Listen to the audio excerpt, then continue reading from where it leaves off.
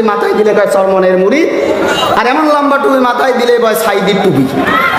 কথা বলেন, বলে কি না? জুব্বার পাগড়ি থাকলেই কয় কওমি মাদ্রাসার ছাত্র, খুব ভদ্র। আর জামা যখন একটু শর্ট থাকবে বলবে আলিয়া হলো খালিয়া। কয় কি কয় না? কি এমনটা আছে না নাই? এমনটি যদি হয়, জামাত চরমনাইকে দেখতে পারে না, চরমনাই তাবলিগ জামাতকে দেখতে পারে না, তাবলিগ জামাত চরমনাইকে দেখতে পারে না, আক্রোশী মাঝভান্ডারীকে দেখতে পারে না, এভাবে চলতেই আসে।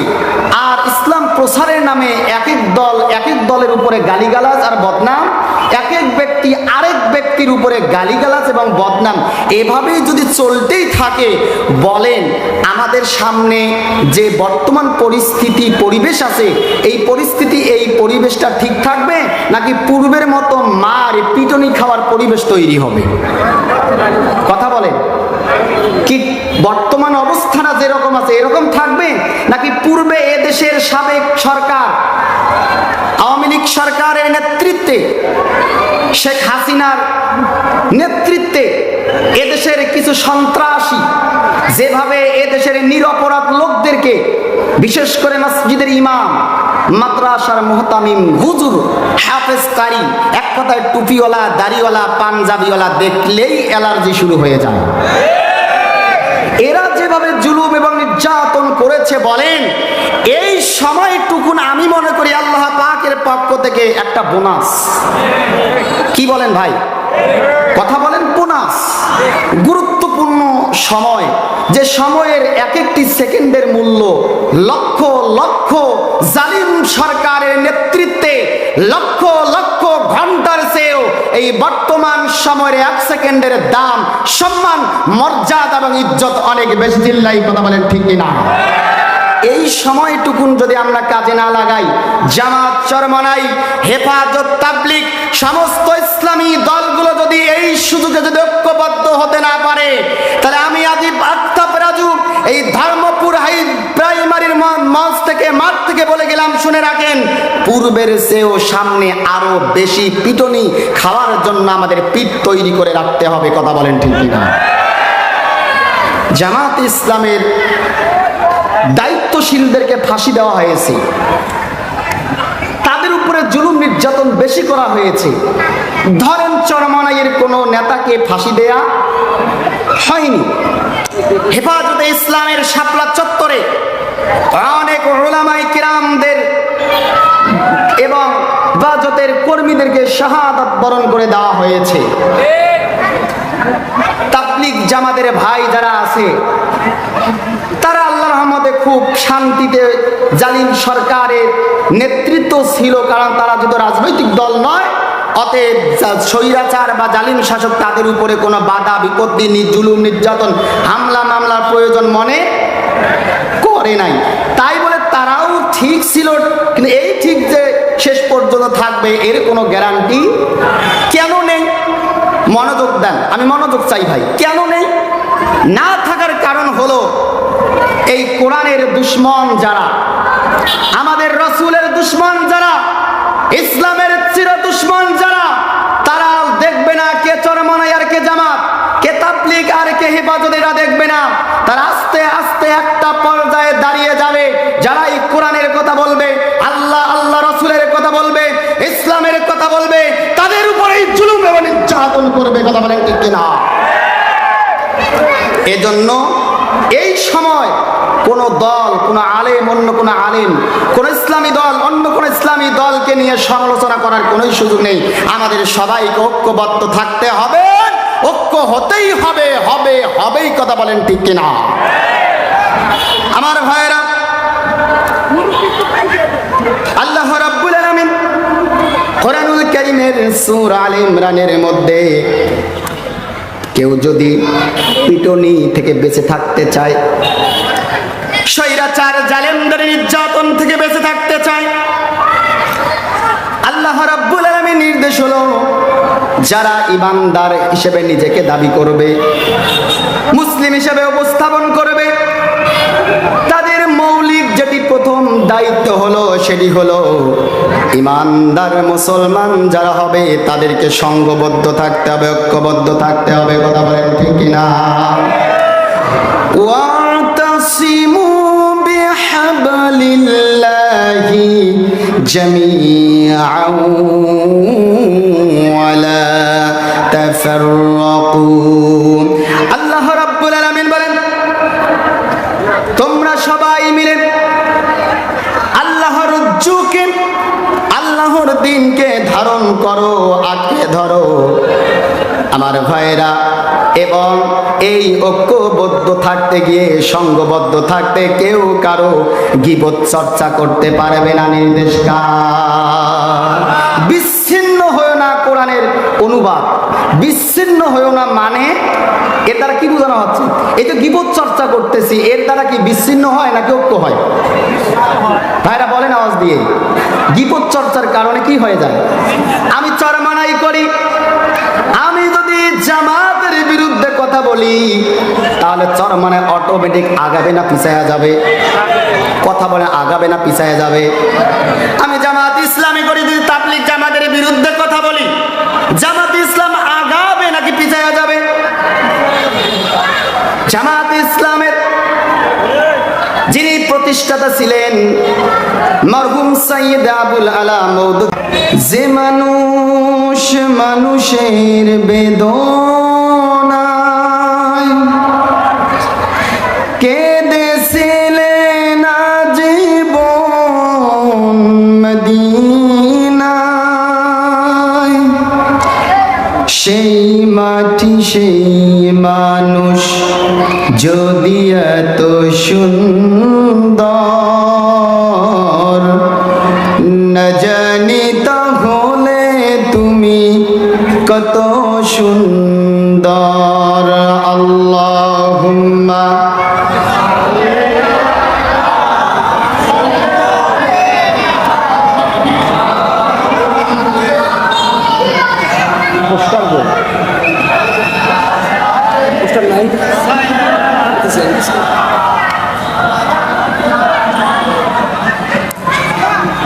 মনটা যদি হইতো পুবাল হাওয়া, হইতো যদি শুভ্র কবুতর,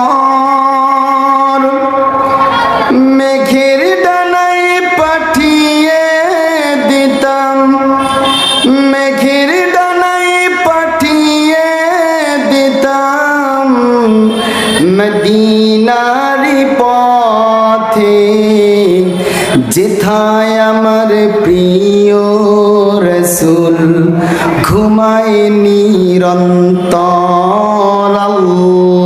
আল্লাহুম্মা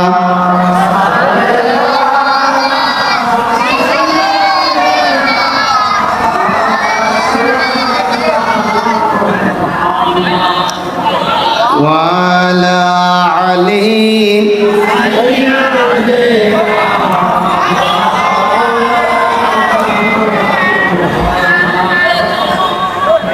আলহামদুলিল্লাহ, আজকের এই ঐতিহাসিক তাফসীরুল কোরআন মাহফিলের সম্মানিত সভাপতি,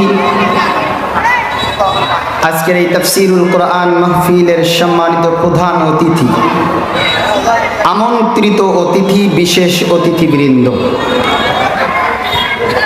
আজকের এই তাফসীরুল কোরআন মাহফিলে সম্মানিত প্রধান আলোচক, প্রধান তাফসীরকারক, আমার পূর্বে আলোচনা রেখেছেন আজকের এই মাহফিলের বিশেষ আলোচক এবং মঞ্চে উপবিষ্ট রয়েছেন সম্মানিত অতিথিবৃন্দ, সম্মানিত উলামায়ে কিরাম, আমার সামনে সামিয়ানার নিচে অবস্থানরত আমার পিতৃতুল্য মুরব্বিয়ানে কিরাম, বিশেষ করে তরুণ এবং যুবক ভাইয়েরা, ছোট্ট ছোট্ট সোনামণিরা, পদ্মার অন্তরালে অবস্থানরতা শিক্ষিতা অবলা সরলা আমার মা এবং বোনেরা, আজকের আলোচনার শুরুতেই আনুষ্ঠানিকতার মধ্য দিয়ে আমার পক্ষ থেকে হৃদয়ে নিংড়ানো ভালোবাসার সালাম, আসসালামু আলাইকুম ওয়া রাহমাতুল্লাহি ওয়া বারাকাতুহু। তাফসীরুল কোরআন মাহফিলে আসতে পেরে আপনারা খুশি নাকি বেজার রয়েছেন? পিছনের ভাইরা বলেন খুশি নাকি বেজার? শুরুতেই আমি কষ্ট দিয়ে একটা কথা বলবো আপনাদেরকে। কষ্টটা এজন্য দিব কারণ আপনারা সবাই আমার একান্ত কাছের মানুষ, ঠিক কিনা বলেন? কেউ কি আমার দুশ্মন বা শত্রু আছেন নাকি এখানে? থাকার তো কথা নয়। যেহেতু সবাই আমার নিকটবর্তী কাছের, এজন্য কষ্ট দিয়ে একটা কথা বলবো। আজকের এই ধর্মপুর সরকারি প্রাথমিক বিদ্যালয়ের এই মঞ্চে যদি কোরআনের মঞ্চ না হয়ে যদি এটি একটি অনৈতিক সাংস্কৃতিক মঞ্চ হতো, এখানে যদি ইসলামী সাংস্কৃতিক জগতে দুচ্চরিত্রা ছেলে এবং মেয়েদেরকে নিয়ে আজকে ড্যান্স দেওয়া হতো, আমার মনে হয় রাস্তায় যারা আছে তারা রাস্তায় থাকতো না, এই মঞ্চের একদম নিকটবর্তী দাঁড়ানোর জন্য ভিড় জমাইতো, ঠিক কিনা বলেন? প্রিয় ভাইরা আমার, আমি আপনাদেরকে ভালোবেসে মহব্বত করে অন্তরের অন্তঃস্থল থেকে অনুরোধ করব, আমি আদিব আফতাব রাজু শুধু নয়, আজকের এই মাহফিলের সভাপতি প্রধান অতিথি শুধু নয়, আজকের প্রধান আলোচক নয়, আমরা এখানে যারা মুসলমান আছি, আজকের এই কোরআনের সম্মানে ইসলামী ভালোবাসায় এই মাহফিলের পরিবেশ রক্ষা করা এটা আমাদের সকলের এই মুহূর্তে ইমানি দায়িত্ব হয়ে পড়েছে, ঠিক কিনা বলেন? কি দায়িত্ব হয়ে পড়েছে? ইমানি দায়িত্ব। এজন্য আমি অনুরোধ করব, আপনারা নিজ নিজ দায়িত্বে মসজিদে প্রবেশ হয়ে যেমন করে আপনারা নামাজের কাতারগুলো সোজা করেন, আপনারা নিজ নিজ দায়িত্বে এই মাহফিলের পরিবেশ রক্ষা করবেন, সবাই স্বেচ্ছাসেবক হয়ে যাবেন। আল্লাহ পাক কবুল করুন বলে আমিন।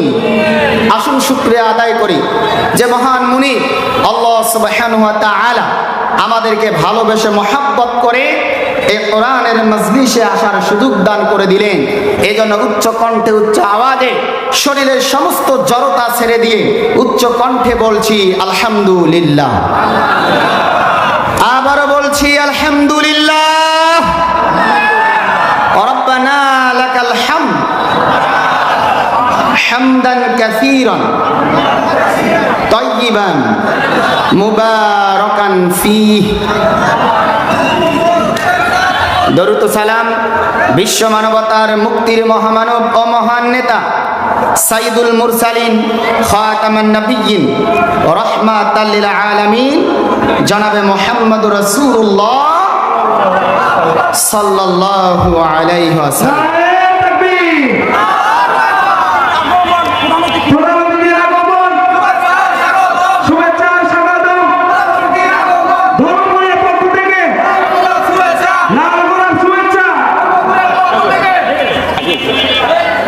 যে আমরা আলহামদুলিল্লাহ বলি। আজকের মাহফিলের প্রধান অতিথি আমাদের মাঝে উপস্থিত।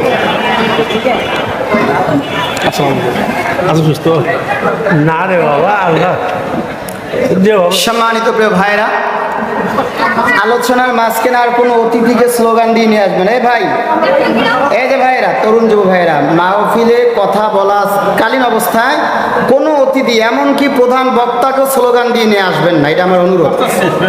কারণ বক্তার মনোযোগও নষ্ট হয়, শ্রোতাদের মনোযোগও নষ্ট হয়। জি, মন খারাপ করবেন না। এমনকি আমি অনুরোধ করব, প্রধান বক্তা আব্দুল বাড়ি আসবে, ওনাকেও স্লোগান দিয়ে নিয়ে আসবে না, কারণ কোরআন চলাকালীন স্লোগান দিয়ে নিয়ে আসা কোরআনকে ডাইরেক্ট অপমান করা হয়। আমার কথায় আমার মনে হয় আজকের প্রধান অতিথি 100% সাপোর্ট করবে। ঠিক আছে, আপনারা কি মন খারাপ করলেন? আমাকে ছেলেরা স্লোগান দিয়ে নিয়ে আসার জন্য খুব চেষ্টা করছে। আমি বলছি, আপনার স্লোগান দিয়ে নিয়ে গেলে আমার সম্মান বৃদ্ধি করলেন না, বরং আপনার কোরআনকে অপমান করলেন, আমাকেও অপমান করলেন। জি, এমনটাই আর হবে না ইনশাআল্লাহ। জি, ডান পাশে যারা বাইক রেখেছেন, আপনারা গ্যারেজ আছে, গ্যারেজে রাখবেন, কারণ গাড়ি হাতকে সামনে রেখে কিছু সংক্ষিপ্ত কথা উপস্থাপন করব। আল্লাহ সুবহানাহু ওয়া তাআলা আমাকে, আপনাকে, আমাদের সকলকে যেন আমলের নিয়তে বলবার এবং শুনবার তৌফিক দান করেন বলে আমিন। আমার ভাইরা, সূরা আস-সাফের ৪৪ নম্বর আয়াত, একটু আওয়াজ দিয়ে বলেন কত নম্বর আয়াত? মনোযোগ চাই ভাই, মনোযোগ। ৪৪ নম্বর আয়াতে ইউকাতিলুনা ফি সাবিলিহি সাফফা, এই আয়াত থেকে এই সূরাটির নাম গৃহীত হয়েছে। অর্থাৎ এটি এমন একটি সূরা যে সূরার মধ্যে সব শব্দটি বর্ণিত হয়েছে, উল্লেখিত রয়েছে। বলি সুবহানাল্লাহ। সব শব্দটি যার অর্থ হচ্ছে কাতারবদ্ধ, দলবদ্ধ, জামাতবদ্ধ, সংঘবদ্ধ। সুবহানাল্লাহ বলেন না, সুবহানাল্লাহ। তাহলে বলেন সব শব্দের অর্থ কি? জি ভাইরা বলেন, সব শব্দের অর্থ কি বললাম? কাতারবদ্ধ। বলেন কি বদ্ধ? দলবদ্ধ। আরো স্পষ্ট করা যায় সুশৃঙ্খল। অর্থাৎ এই সব শুধু নয়, সূরা সব এটি তো নামকরণ, এছাড়াও কোরআনের বিভিন্ন সূরায় বিভিন্ন আয়াতে বিভিন্ন অংশে আল্লাহ রাব্বুল আলামিন এই কাতারবদ্ধ বা দলবদ্ধ বা সংঘবদ্ধ বা ঐক্যবদ্ধের গুরুত্ব আছে কি নাই? আসতে নয়, আওয়াজ দিয়ে বলেন, আছে কি নাই? সংঘবদ্ধ থাকা, ঐক্যবদ্ধ থাকা, বলেন গুরুত্ব আছে কি নাই? হাদিসেও অগণিত বর্ণনা রয়েছে। সুবহানাল্লাহ বলেন। এখন আপনারা বলেন, আমাদের মাঝে ঐক্যবদ্ধ, সংঘবদ্ধ, দলবদ্ধ, কাতারবদ্ধ থাকার প্রয়োজন আছে কি নাই? এমনটি যদি হয়, জামাত চরমনাইকে দেখতে পারে না, চরমনাই তাবলিগ জামাতকে দেখতে পারে না, তাবলিগ জামাত চরমনাইকে দেখতে পারে না, আক্রোশী মাঝভান্ডারীকে দেখতে পারে না, এভাবে চলতেই আসে। আর ইসলাম প্রসারের নামে এক এক দল এক এক দলের উপরে গালিগালাজ আর বদনাম, এক এক ব্যক্তি আরেক ব্যক্তির উপরে গালিগালাজ এবং বদনাম, এভাবেই যদি চলতেই থাকে, বলেন আমাদের সামনে যে বর্তমান পরিস্থিতি পরিবেশ আছে, এই পরিস্থিতি এই পরিবেশটা ঠিক থাকবে নাকি পূর্বের মতো মার পিটনি খাওয়ার পরিবেশ তৈরি হবে? কথা বলেন, কি বর্তমান অবস্থাটা যেরকম আছে এরকম থাকবে নাকি পূর্বে এদেশের সাবেক সরকার, আওয়ামী লীগ সরকারের নেতৃত্বে, শেখ হাসিনার নেতৃত্বে এদেশের কিছু সন্ত্রাসী যেভাবে এদেশের নিরপরাধ লোকদেরকে, বিশেষ করে মসজিদের ইমাম, মাদ্রাসার মুহতামিম, হুজুর, হাফেজ কারি, এক কথায় টুপিওয়ালা, দাড়িওয়ালা, পাঞ্জাবিওয়ালা দেখলেই অ্যালার্জি শুরু হয়ে যায়। এরা যেভাবে জুলুম এবং নির্যাতন করেছে, বলেন এই সময়টুকুন আমি মনে করি আল্লাহ পাকের পক্ষ থেকে একটা বোনাস। কি বলেন ভাই? কথা বলেন, বোনাস। গুরুত্বপূর্ণ সময়, যে সময়ের এক একটি সেকেন্ডের মূল্য লক্ষ লক্ষ জালিম সরকারের নেতৃত্বে লক্ষ লক্ষ ঘন্টার চেয়েও এই বর্তমান সময়ের এক সেকেন্ডের দাম, সম্মান, মর্যাদা এবং ইজ্জত অনেক বেশি। চিল্লাই কথা বলেন ঠিক কিনা?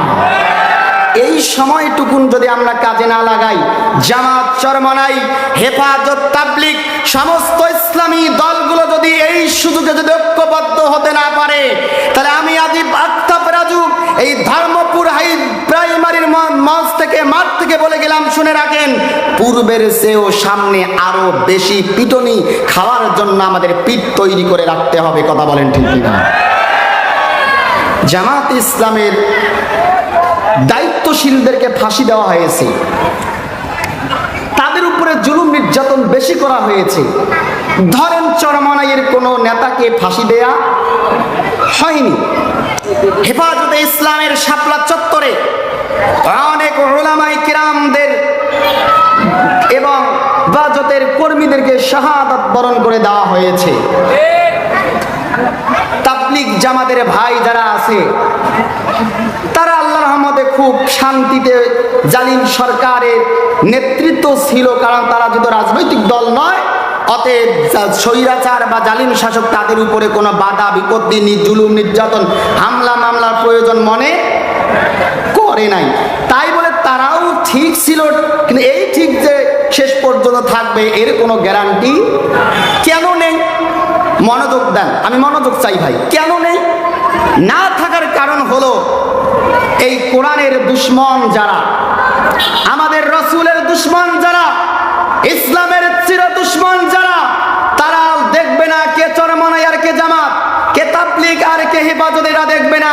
তারা আস্তে আস্তে একটা পর্যায়ে দাঁড়িয়ে যাবে, যারা এই কোরআনের কথা বলবে, আল্লাহ আল্লাহ রসুলের কথা বলবে, ইসলামের কথা বলবে, তাদের উপরেই জুলুম এবং নির্যাতন করবে। কথা বলেন ঠিক কিনা? এজন্য এই সময় কোন দল, কোন আলেম, অন্য কোন আলেম, কোন ইসলামী দল অন্য কোন ইসলামী দলকে নিয়ে সমালোচনা করার কোন সুযোগ নেই। আমাদের সবাইকে ঐক্যবদ্ধ থাকতে হবে, ঐক্য হতেই হবে, হবেই। কথা বলেন ঠিক কিনা? আমার ভাইরা, আল্লাহ রাব্বুল আলামিন কোরআনুল কারীমের সূরা আলে ইমরানের মধ্যে কেউ যদি পিটুনি থেকে বেঁচে থাকতে চায়, স্বৈরাচার জালেমদের নির্যাতন থেকে বেঁচে থাকতে চায়, আল্লাহ রাব্বুল আলামিন নির্দেশ হলো যারা ঈমানদার হিসেবে নিজেকে দাবি করবে, মুসলিম হিসেবে উপস্থাপন করবে, তাদের মৌলিক যেটি প্রথম দায়িত্ব হলো সেটি হলো ঈমানদার মুসলমান যারা হবে তাদেরকে সংঘবদ্ধ থাকতে হবে, ঐক্যবদ্ধ থাকতে হবে। কথা বলেন ঠিক কিনা? ওয়াতাসিমু বিহাবলিল্লাহি জামিআন ওয়ালা তাফাররাকু। আল্লাহ রাব্বুল আলামিন বলেন, তোমরা সবাই মিলে আল্লাহর রজ্জুকে, আল্লাহর দ্বীনকে ধারণ করো, আঁকড়ে ধরো। আমার ভাইরা, এবং এই ঐক্যবদ্ধ থাকতে গিয়ে, সংঘবদ্ধ থাকতে কেউ কারো গীবত চর্চা করতে পারবে না। নির্দেশ কার? বিচ্ছিন্ন হয়েও না। কোরআনের অনুবাদ বিচ্ছিন্ন হয়েও না মানে এর দ্বারা কি বোঝানো হচ্ছে? এই যে গীবত চর্চা করতেছি, এর দ্বারা কি বিচ্ছিন্ন হয় নাকি ঐক্য হয়? ভাইরা বলেন আওয়াজ দিয়ে, গীবত চর্চার কারণে কি হয়ে যায়? আমি চরমনাই করি, আমি যদি জামাতের বিরুদ্ধে কথা বলি, তাহলে চরমনাই অটোমেটিক আগাবে না পিছায়া যাবে? কথা বলে আগাবে না পিছায়া যাবে? আমি জামাত ইসলামী করি, যদি তাবলীগ জামাতের বিরুদ্ধে কথা বলি, জামাত ইসলাম আগাবে নাকি পিছায়া যাবে? জামাত ইসলামের যিনি প্রতিষ্ঠাতা ছিলেন মরহুম সাইয়্যিদ আবুল আলা মওদুদী রাহিমাহুল্লাহকে প্রশ্ন করা হয়েছিল, তাকে প্রশ্ন করা হয়েছে আপনার বিরুদ্ধে এত অভিযোগ, এখন বলেন বর্তমানে অভিযোগ আছে না নাই? অভিযোগ নাই? এই অভিযোগ এখন প্রথম নয়। জামাত ইসলামের প্রতিষ্ঠা লগ্ন ছিল, অনেক গীবত চর্চা করেছে, তাদের বিরুদ্ধে অনেক ফতোয়া দিয়েছে, হারাম ফতোয়া দিয়েছে। এই সমস্যা ও সমস্যা, আকীদাগত সমস্যা। বলেন তো দেখি, এখনো কিছু লোক বলে কি বলে না? বলে না? আকীদাগত সমস্যা মানে আকীদা ডেলিভারি দেওয়ার জন্য এক শ্রেণীর লোক বসে থাকে, ঠিক কিনা বলেন? আমার ভাইরা, মরহুম সাইয়্যিদ আবুল আলা মওদুদী রাহিমাহুল্লাহ তিনি বলেছেন, তাকে যখন প্রশ্ন করা হলো আপনার বিরুদ্ধে এত ফতোয়া দেওয়া হয়, সমালোচনা করা হয়, গীবত চর্চা করা হয়, কিন্তু আপনি কোনো প্রশ্নের জবাব দেন না, এর কারণটা কি? সাইয়্যিদ আবুল আলা মওদুদী প্রশ্নের জবাবে বলেছেন, এই প্রশ্নের জবাব দিয়েছেন, তিনি বলেছেন আমি যদি কারো একটা প্রশ্নের জবাব দেই বা প্রতি উত্তর করি বা প্রতিবাদ করতে যাই, তাহলে এই প্রতিবাদ করতে গিয়ে যে 2 মিনিট 3, 4, 5, 7, 10 মিনিট যাই বলেন না কেন, যে সময়টুকুন অপচয় হয়ে যাবে, এই সময়টুকুনের মধ্যে দ্বীন ইসলাম প্রতিষ্ঠার কাজে আমি সামনে অনেক অগ্রসর হতে পারবো। বলেন মারহাবা। তাই আমরা লক্ষ্য করেছি এই দলটির বিরুদ্ধে রাজনৈতিক, অরাজনৈতিক, ইসলামী, অনিসলামী অনেক ব্যক্তি, এমনকি কিছু আলেম সুফিবাদী ভণ্ড এই দলের বিরুদ্ধে এত ফতোয়াবাজি করেছে, করতেছে, করবে। আচ্ছা বলেন তো, এই দলের জনশক্তি কমে গেছে নাকি দিন দিন বৃদ্ধি হচ্ছে? কি কমে গিয়েছে না বৃদ্ধি হয়েছে? বৃদ্ধি হয়েছে। আমার ভাইয়েরা, এজন্য আমি আপনাদের কাছে অনুরোধ করব, এখনো সময় আছে। ছোটখাটো বিষয় নিয়ে কার পাঁচকুল্লি টুপি আর কার এই সাইদি টুপি নাম দেওয়া হয় না? পাঁচকুল্লি মাথায় দিলে কয় চরমনের মুড়িদ, আর এমন লম্বা টুপি মাথায় দিলে কয় সাইদির টুপি। কথা বলেন, বলে কি না?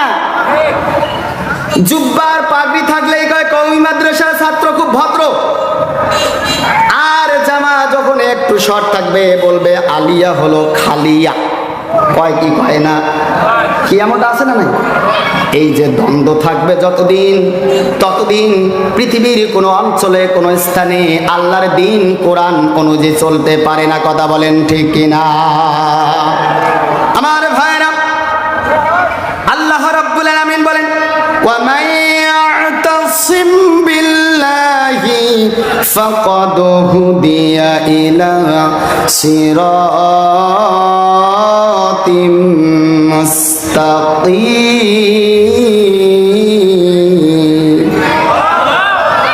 আল্লাহ রাব্বুল আলামিন বলেন, যে ব্যক্তি আমার দ্বীন বিধানকে, আমার বিধি বিধানকে মজবুত ভাবে ধারণ করবে, আঁকড়ে ধরবে, অবশ্যই কেবলমাত্র শুধুমাত্র একমাত্র ওই ব্যক্তি সত্য সঠিক পথ জান্নাতের পথে পরিচালিত হবে। আমার ভাইরা, গভীর মনোযোগ দিবেন।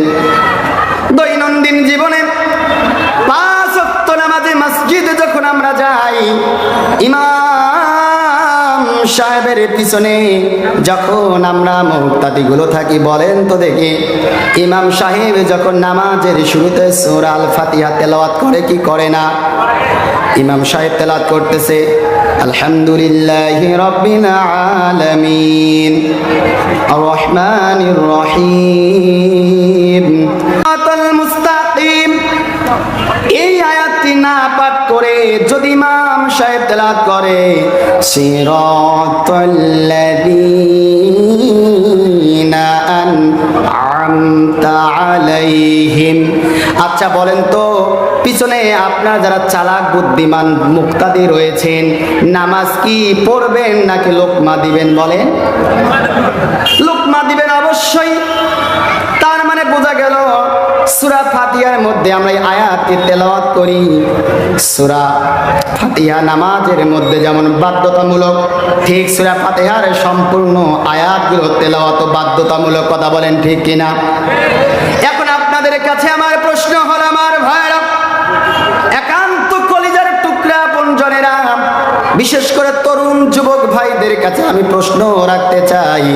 ও আমার তরুণ যুবক ভাইরা, বলো তো দেখি, সূরা আল ফাতিহার মধ্যে এই যে একটি আয়াত আমরা পাঠ করি, ইহদিনাস সিরাতাল মুস্তাকিম, এই আয়াতের অর্থ কি কেউ কি বলতে পারবেন? বলেন তো দেখি, একজনের অর্থ কি? ইহদিনাস সিরাতাল মুস্তাকিম দৈনন্দিন জীবনে 5 ওয়াক্ত নামাজের মধ্যে এই আয়াতটি তেলাওয়াতের মাধ্যমে রব্বুল আলামিনকে আমরা বলি, আল্লাহ, আমরা সত্য পথে চলতে চাই, জান্নাতের পথে চলতে চাই, সহজ পথে চলতে চাই, যে পথের মধ্যে কোনো বাধা নেই, কাটা নেই, বক্রতা নাই। আল্লাহ, তোমার কাছে সাহায্য চাই, এমন একটা সোজা সরল জান্নাতের পথ দেখিয়ে দাও, জান্নাতের পথে পরিচালিত করো, যে পথে চললে ডাইরেক্ট আল্লাহ তোমার জান্নাতের মধ্যে প্রবেশ করা যায়। ও আমার ভাইরা, এখন আপনাদের কাছে আমার নিকট প্রশ্ন হলো, আমার পক্ষ থেকে আপনার নিকট প্রশ্ন হলো, বলেন তো দেখি, আপনারা জান্নাতে যেতে চান কি চান না? এমন কি যারা নামাজ পড়ি না তারাও জান্নাতে যেতে চাই? কথা বলেন ঠিক কিনা? নামাজে তো জান্নাত যেতে চাইতেছি। জি মায়েরা, আপনারা সামনের দিকে চেপে বসবেন, পিছনে অনেক মা বোনদের জায়গা হচ্ছে না, তাদের বসার ব্যবস্থা করে দিবেন ইনশাআল্লাহ।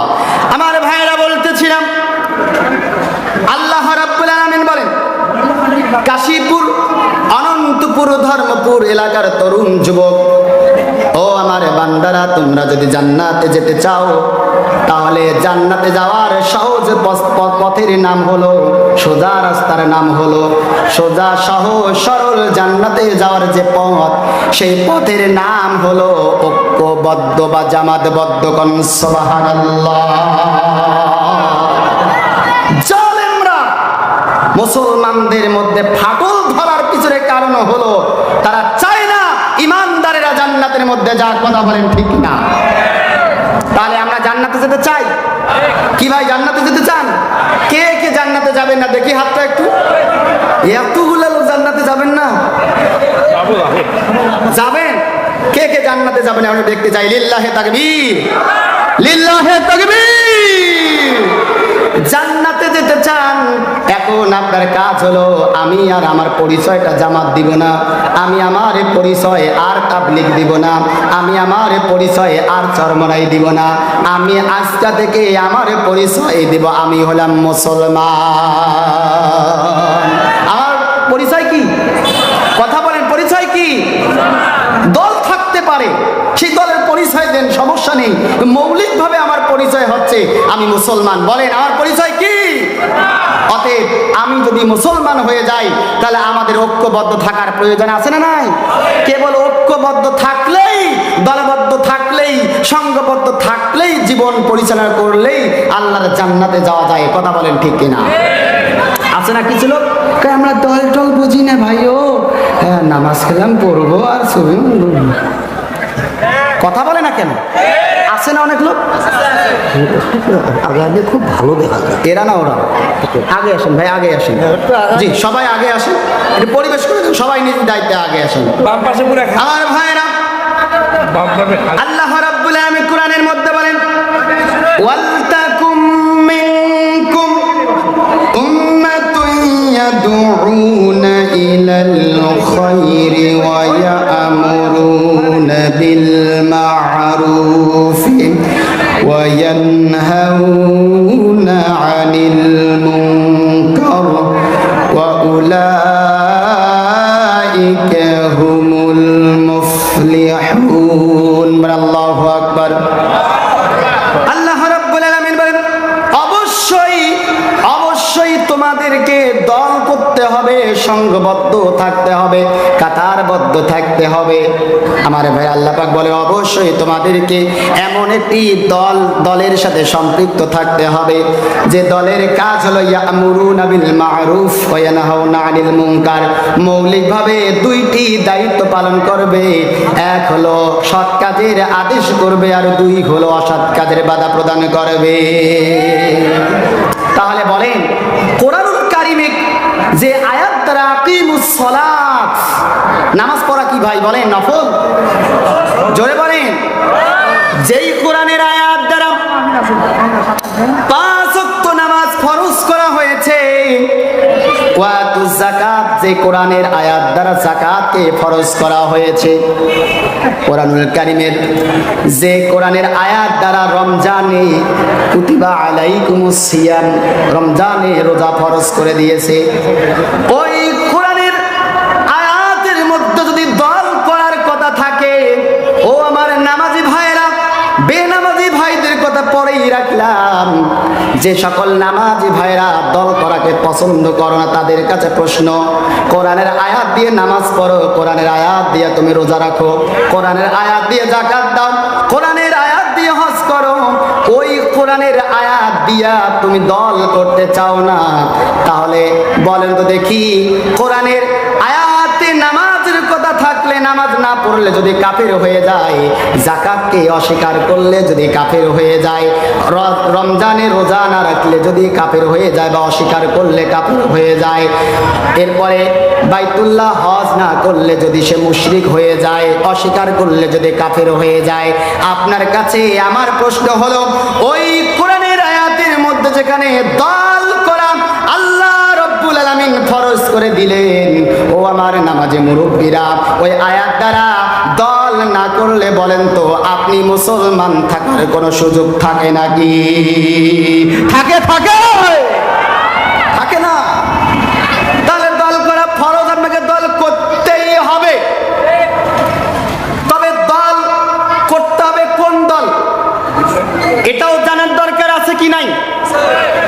আল্লাহ রাব্বুল আলামিন বলেন কুনতুম খায়রা উম্মাতিন উখরিজাত লিন-নাসি তা'মুরুনা বিল মা'রুফি ওয়া তানহাউনা আনিল মুনকার তুমিনুনা বিল্লাহ। আল্লাহ পাক বলতেছেন, আগেই কিন্তু আল্লাহ বললেন সবাই দল করবে না। আসলে সবাই দল করে? এখানে যারা আছি সবাই দল করি? কথা বলেন ভাই আমার সাথে, কি সবাই দল করি? দল করি না। নামাজ পড়ি, দল করি না। আল্লাহ বলতেছেন সবাই দল করবে না, কারণ আমি আল্লাহ দল করার জন্য কিছু মানুষকে নির্বাচিত করেছি, বাছাই করে নিয়েছি। সুবহানাল্লাহ বলেন। যাদেরকে আমি বাছাই করেছি, নির্বাচিত করেছি, কেবল তারাই দল করবে। আর যারা আমার বাছাইকৃত বান্দার থেকে আলাদা হয়ে যাবে তারাই দল করবে না, দল করাও পছন্দ করবে না। কুনতুম খায়রা উম্মাহ, আল্লাহ পাক বলছেন যে আমি তোমাদেরকে দুনিয়ার সর্বোত্তম দলের মধ্যে প্রবেশ করিয়ে দিয়েছি। তবে কাদেরকে? আমার পক্ষ থেকে বাছাইকৃত নির্বাচিত যারা, তাদেরকে। তাদের কাজ কি? তাদের কাজ হলো মানুষের হিদায়াত সংস্কার করা। শুধু দেশ সংস্কার করা নয়, দেশ সংস্কারের পাশাপাশি বলেন মানব জাতির নৈতিক চরিত্র সংস্কার করার প্রয়োজন আছে কি নাই? মানব জাতির নৈতিক চরিত্র যদি সংস্কার না হয়, পরিবর্তন না হয়, সমাজ, দেশ কখনো পরিবর্তন হতে পারে না। আমার ভাইরা খেয়াল করেন, আল্লাহ রাব্বুল আলামিন বলেন, আমি আমার বান্দা সমূহের মধ্যে সবচাইতে ওই বান্দাকে বেশি ভালোবাসি, বেশি মহব্বত করি। এখন বলেন আল্লাহ কাকে বেশি ভালোবাসে, মহব্বত করে জানার প্রয়োজন আছে কি? কথা বলেন, আছে? বলেন ভাই, কি কোরআনের বাহিরে কথা হচ্ছে ভাই? কোন আজগবি কিচ্ছা হচ্ছে? আমি তো প্রত্যেকটা কথার পিছনে এক একটা করে আয়াত সেট করে দিচ্ছি, ঠিক না? এখন আমরা এখানে কোরআনের মাহফিলে এসেছি, আল্লাহ যদি আমাকে ভালো না বাসে, জিবরাইল ফেরেশতা যদি এই খবর নিয়ে এসে বলে যে আজকের প্রধান অতিথিকে আল্লাহ ভালোবাসে না, তার মনটা কি ভালো থাকবে না খারাপ হবে? যে একটা তাফসীর মাহফিলে আমি প্রধান অতিথি, আর আমাকেই যদি আল্লাহ পছন্দ না করে, তো মাহফিলে প্রধান অতিথি হয়ে আমার লাভ কি হলো? ঠিক কিনা বলেন? তা আমরা একটু কোরআন থেকে জেনে নেই যে আল্লাহ আমাদেরকে ভালোবাসে কি বাসে না, কি জানার প্রয়োজন আছে কি না? আমার ভাই, আল্লাহ পাক বলছেন আমি আমার বান্দা সমূহের মধ্যে ওই বান্দাকে সবচাইতে বেশি ভালোবাসি। আমি আমার বান্দা সমূহের মধ্যে ওই বান্দাকে সবচাইতে বেশি মহব্বত করে। তারা কারা? এই সূরা সাফের ৪র্থ নম্বর আয়াত বলছেন, যেখান থেকে সূরাটির নাম গৃহীত হয়েছে ওই জায়গায় আল্লাহ রাব্বুল আলামিন বলছেন, আল্লাহ তাআলা বলছেন, ইন্নাল্লাহা ইউহিব্বুল্লাযীনা ইউকাতিলুনা ফী সাবিলিহি সাফফান কাআন্নাহুম বুনিয়ানুম মারসুস। আল্লাহ পাক বলেন আমি লোকদের মধ্য থেকে ওই সমস্ত লোকদেরকে ভালোবাসি যারা নাকি এমন ভাবে কাতারবদ্ধ হয়ে, দলবদ্ধ হয়ে, সংঘবদ্ধ হয়ে, জামাতভুক্ত হয়ে যারা লড়াই করে, সংগ্রাম করে, সীসা গলিয়ে ঢালাই করে এক মজবুত দেয়ালের মতো। প্রধান উদ্দেশ্য হলো আমার জমিন থেকে মানুষের তৈরি করা আইনকে উৎখাত করে, গায়রুল্লাহর প্রভুত্বকে খতম করে আমি এক আল্লাহর আইন। যারা সংগ্রাম করে, লড়াই করে, মজবুত দেয়াল, তাও কি দ্বারা? সীসা ঢালাই করা, সীসা গলিয়ে ঢালাই করা মজবুত দেয়াল। যে দেয়ালকে সরানো, ভাঙানো এত সহজ নয়। কথা বলে ঠিক কিনা? আমার ভাইয়ের এক্সাম্পল, আমাদের এই ছোট্ট সোনার বাংলাদেশে অনেকগুলো দল আছে, অনেক ব্যক্তি রয়েছে, অর্থাৎ অনেকগুলো দেয়াল আছে। আমরা লক্ষ্য করেছি এই দেয়ালগুলোর মধ্যে এমনও দেয়াল ছিল যে দেয়ালভুক্ত লোকদেরকে ফাঁসির কাঠগড়ায় দাঁড় করানো হয়েছে, যে দেয়ালভুক্ত কর্মীদেরকে জেলে ঢুকানো হয়েছে, ঘরে থাকতে দেওয়া হয় নাই, এলাকায় ঘুরতে দেওয়া হয় নাই। এত বাধা, জুলুম, নির্যাতন করার পরও বলেন দেয়াল কি কোনো অপশক্তি ভাঙতে পেরেছে? পেরেছে? আবার কিছু কিছু দুর্বল দেয়ালও আমরা দেখেছি, যে দেয়ালে একদিন হামলা হওয়ার সঙ্গে সঙ্গে ওই দেয়ালের অস্তিত্ব খুঁজে পাওয়া যায়নি। কথা বলেন ঠিক কিনা? আবারও এমন কিছু দেয়াল দেখেছি, দল দেখেছি, যাদেরকে একটু ধমক দিলেই বক্তব্য চেঞ্জ হয়ে যায়। কথা কয় না? কথা বলেন ঠিক কিনা? এই যে আগামী 7 নভেম্বর, কত নভেম্বর ভাই? 7ই নভেম্বর এক সিংহ পুরুষ আমাদের এই ফুলবাড়ি কাশীপুরের মধ্যে আগমন করবে। কারণ আলহামদুলিল্লাহ অনেকেই চেনেন মাওলানা আজিজুল ইসলাম জেহাদি। কি নাম ভাই? বাংলাদেশের একমাত্র অগ্নি পুরুষ, সিংহ পুরুষ, যার নাম হচ্ছে আজিজুল ইসলাম জেহাদি, যিনি স্বৈরাচারী শাসকের আমলেও স্টেজের মধ্যে হক কথা তার জবান থেকে স্তব্ধ করতে পারে। আলহামদুলিল্লাহ বলেন। আমাদের মাঝে আসতেছে 7ই নভেম্বর, কিন্তু স্টেজে দেখেছি একটু সিটি ধরাই দিলেই বক্তব্য চেঞ্জ হয়ে যায়। মসজিদের অনেক খতিবকে দেখেছি চাকরি দেওয়ার ভয়তে, মসজিদের সভাপতি সেক্রেটারির ভয়তে মসজিদের খুতবাও হক খুতবা দেয় না। কি ভুল বললাম? এমন অনেক আমরা দেখেছি। কিন্তু আল্লাহ পাক বললেন, আমি তো তাদেরকে ভালোবাসি না।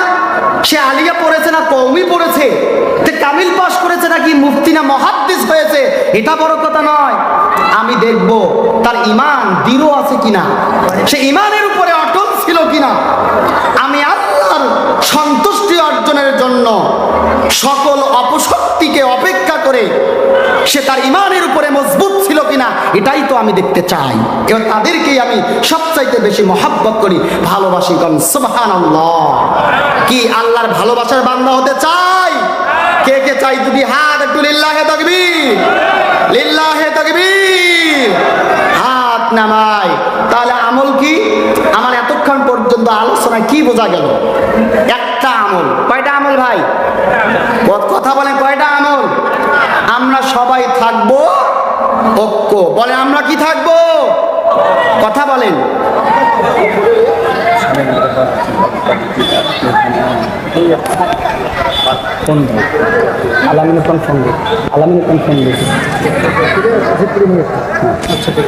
আমার ভাইয়েরা, কি আমল দিলাম বলেন? বলেন বলেন, আমলের নাম কি?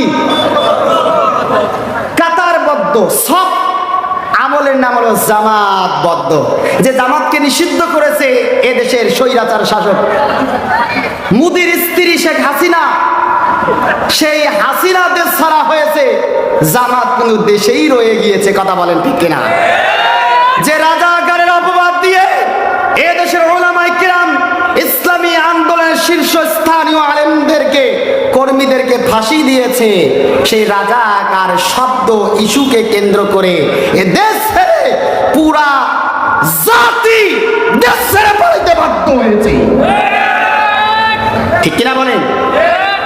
আজকে তাদের কোনো অস্তিত্ব নাই। তবে দুই একটা চান্স আছে, এখনো বাড়াবাড়ি করতেছে। এখনো কি করতেছে? পাছার মধ্যে যেদিন বাড়ি খাবে, এই স্বৈরাচারের দূষররা সেদিন সোজা হবে। কথা বলেন ঠিক কিনা? সাবধান হয়ে যাও, তাওবা করো, ইস্তিগফার তেলাওয়াত করো। গায়ের মধ্যে রাসূলের সুন্নাত প্রবেশ করা, মাথায় টুপি দাও, রাসূলের সুন্নাহ দাড়ি রাখো, 5 ওয়াক্ত নামাজ ধরো, কোরআনের সংস্পর্শে আসো, উলামায়ে কিরামদেরকে মহব্বত করো, তাহলে তোমরা রক্ষা পাবে। নতুবা দুনিয়াও শেষ, আখিরাতও শেষ। বলেন দুনিয়াও শেষ? কথা বলেন, দুনিয়াও শেষ, আখিরাতও শেষ। দোয়া করি আল্লাহ জালিমদেরকে হিদায়াত দান করুন। আর যদি হিদায়াত না থাকে, আল্লাহ আমাদের এই ছোট্ট সোনার বাংলাদেশ জালিম মুক্ত বানিয়ে দাও, স্বৈরাচার মুক্ত বানিয়ে দাও। আল্লাহ কবুল করুন, বলে আমিন। আমি তেলাওয়াত করেছি সব, বলেন কোন সূরা? কথা বলেন সব। সফের উপরে একটা শব্দের উপরে কথা হলো এতক্ষণ পর্যন্ত। কাতারবদ্ধ বা দলবদ্ধ, সর্বসম্মত মতে সূরাটি রাসূল সাল্লাল্লাহু আলাইহি সাল্লামের মাদানী জীবনে অবতীর্ণ হয়েছে। আমি যে জায়গা থেকে তেলাওয়াত করেছি ওই জায়গার মূল টপিকস, মূল আলোচ্য বিষয় হচ্ছে দুর্বল ইমানদার লোকদের দৃঢ় ও মজবুত ইমানের ভিত্তিতে আখিরাতের পরকালের কঠিন আযাব, পরকালের জাহান্নামের আযাব থেকে মুক্তি পাওয়ার এবং জান্নাত অর্জন করার একমাত্র আমল, যে আমলটি আল্লাহ রাব্বুল আলামিনের কাছে সবচাইতে প্রিয় আমল, এটি হবে আজকের মূল আলোচনা। এক কথায় শিরোনাম হচ্ছে কঠিন আযাব থেকে বাঁচার উপায়। কঠিন আযাব থেকে, বলেন আমরা জাহান্নামের আযাব থেকে বাঁচতে চাই কি চাই না? কথা বলেন, জাহান্নামের আযাব থেকে বাঁচতে চাই কি চাই না? তাহলে জাহান্নাম থেকে বাঁচার একমাত্র আমলটাই আপনাদেরকে দেয়া হবে। কি আমলটা নিতে রাজি আছেন? কি নিতে রাজি আছেন? আমি আমলটি বলার আগে আরেকটু পরিবেশ চাই। আমরা জিকিরের সুরে সবাই ফাঁকা জায়গাগুলো পূরণ করব। দুই একজন যারা ওঠার চেষ্টা করতেছে তেরে বসাবেন, পরিবেশ জন্য নষ্ট করতে পারে না। সুবহানাল্লাহ, আলহামদুলিল্লাহ, লা ইলাহা। প্লিজ ভাই আগে আসেন ভাই, কিছুক্ষণের মধ্যে প্রধান আলোচক আসবে, আসেন। আপনারা না বসলে, পরিবেশ না হলে তো প্রধান বক্তা আসবে না। আসেন সবাই, আসেন।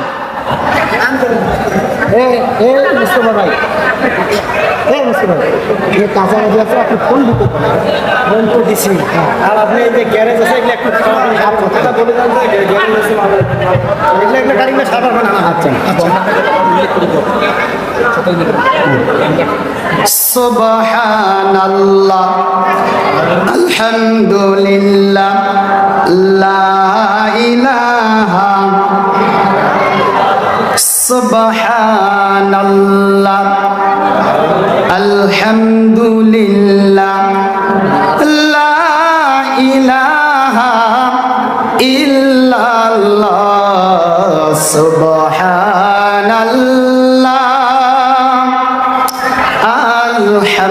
আলহামদুলিল্লাহ, লা ইলাহা ইল্লাল্লাহ। সুবহানাল্লাহ, বলেন সুবহানাল্লাহ, আলহামদুলিল্লাহ, লা ইলাহা ইল্লাল্লাহ। সুবহানাল্লাহ, আলহামদুলিল্লাহ, লা ইলাহা ইল্লাল্লাহ। তুমি বাঁচাও, তুমি মারো, অবিরত ক্ষমা করো।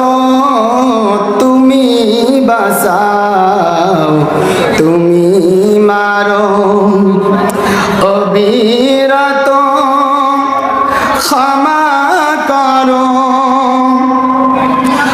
ধরার যে জন তাকে ধরো, ধরার যে জন তাকে ধরো। তোমার মুঠোয় সবই আল্লাহ। সুবহানাল্লাহ, আলহামদুলিল্লাহ, লা ইলাহা ইল্লাল্লাহ। সুবহানাল্লাহ, আলহামদুলিল্লাহ, লা ইলাহা ইল্লাল্লাহ। লিল্লাহি তাকবীর, লিল্লাহি তাকবীর। ফাঁকা জায়গা তো বহুত আছে, কিন্তু লোকগুলো তো চাপে না। ফাঁকা জায়গা পূরণ না করলে আমি আর ধরে নিয়ে আসতে পারি না। পর্যাপ্ত চেষ্টা করলাম, এরপরও যদি কেউ পূরণ না করে এটা তাদের ব্যক্তিগত ব্যর্থতা। ঠিক কিনা বলেন ভাইরা? আমরা লক্ষ্য করতেছি প্যান্ডেলের ডাইন সাইডে যে জায়গাটা আলহামদুলিল্লাহ খুব সুন্দরভাবে দেখা যাচ্ছে। আলহামদুলিল্লাহ বলি, আপনারা বলবেন না, কারণ এই জায়গাটা এখনো এলোমেলো আছে। জি ভাই, একটু বিশেষ করে অনুরোধ করছি আপনারা পরিবেশ রক্ষা করেন। অনেক ভাই দাঁড়িয়ে আছে, প্রধান বক্তা ওঠার পরে যেন আর আপনাদেরকে সামনে চেপে বসতে বলতে না হয়। আমার ভাইরা, আলোচনা হচ্ছে জান্নাতে যাওয়ার আমল, জাহান্নাম থেকে বাঁচার আমল, আল্লাহর নিকট সবচাইতে প্রিয় আমল, বড় আমল এবং শ্রেষ্ঠ আমল। কি আমল নিতে রাজি আছেন আমার ভাইরা? তিরমিজির বর্ণনায় হযরত আব্দুল্লাহ ইবনে সালাম রাদিয়াল্লাহু তাআলা আনহু হতে বর্ণিত, তিনি বলেন একদল সাহাবায়ে কিরাম রাদিয়াল্লাহু তাআলা আনহু একজন আর একজন আলাপ আলোচনা করছিলেন, কানালাপ করছিলেন, পরস্পর পর্যালোচনা করছিলেন। এক সাহাবী আর একজন সাহাবীকে বলছে, ও আল্লাহর নবীর সাহাবী, বলো তো দেখি আল্লাহর নিকট সবচাইতে প্রিয় আমল কোনটি? আর একজনকে বলতেছে, সাহাবায়ে কিরাম বলাবলি করতেছে, আল্লাহর নিকট সবচাইতে প্রিয় আমলটি কি যদি আমরা জানতে পারতাম, তাহলে আমরা আমাদের জীবনের বিনিময়ে আল্লাহর সেই প্রিয় পছন্দের আমলটি করতাম। সুবহানাল্লাহ। অন্য আরেকটি বর্ণনায় এসেছে, একজন আর একজন বলতেছে, আল্লাহর নিকট সবচাইতে প্রিয় আমলটা যদি আমরা জানতে পারতাম, মাল ব্যয়ের বিনিময়ে, অর্থ খরচের বিনিময়ে হলেও আমরা আল্লাহর দেয়া সেই প্রিয় ফরজ আমল, আল্লাহর দেয়া সবচেয়ে বড় আমল, বড় ইবাদতটি পালন করতাম। কোন সুবহানাল্লাহ। আমার ভাইরা, তাফসীর ইবনে কাসিরের বর্ণনা এসেছে, মুসনাদে আহমদের বরাত দেয়া হয়েছে, তারা একত্রিত হয়ে একজন আর একজনকে শেষ পর্যন্ত একটা চূড়ান্ত তারা ডিসিশন নিল, আমাদের মধ্য থেকে কোনো একজনকে আল্লাহর নবীর নিকট পাঠানো হোক। তিনি গিয়ে রাসূলকে বলুন, আল্লাহর নিকট সবচাইতে প্রিয় আমলটি কি?